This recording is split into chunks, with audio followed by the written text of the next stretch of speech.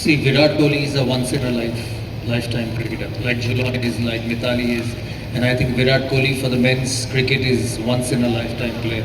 To score 80 international hundreds in a career is something unbelievable. For me, he's probably the greatest white ball player the world has seen. But I was really surprised the way he batted in Australia after getting 100 in Perth. He struggled before that here, but I thought after the 100 in Perth, it'll be a big series for him. But I think it happens. Every player has his weakness and strength.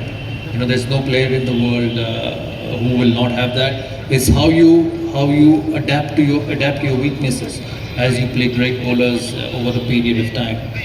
Your second part of the question, I still feel there's a lot of cricket left in Virat Kohli, and the tour of England will be a big challenge for him.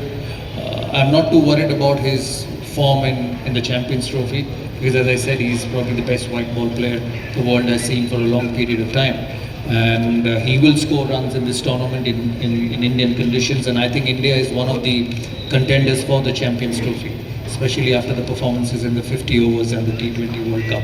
But Test cricket is something they'll have to work on, especially of course, especially when they go away from home.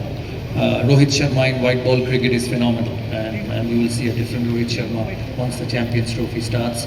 And as I said, they will be one of the contenders for the tournament. But come the red ball and come the seaming, swinging pitches, they'll have to bat a bit better than what they have done. I've always said that if you score 350 to 400 runs on first innings of test matches away from home, you get yourself in a position to win test matches. If you're getting out for less than 200, then you're always fighting from behind. And the reason they won in Perth is because they got 400 or 500 runs on the board, second inning. So that's what the game is all about.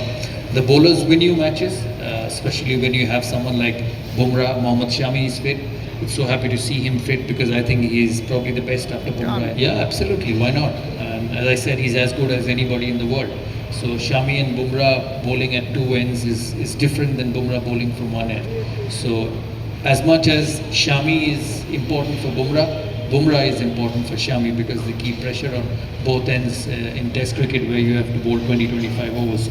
I wish Mohammad keeps fit. It was good to see him. He's looking slim and fit and strong.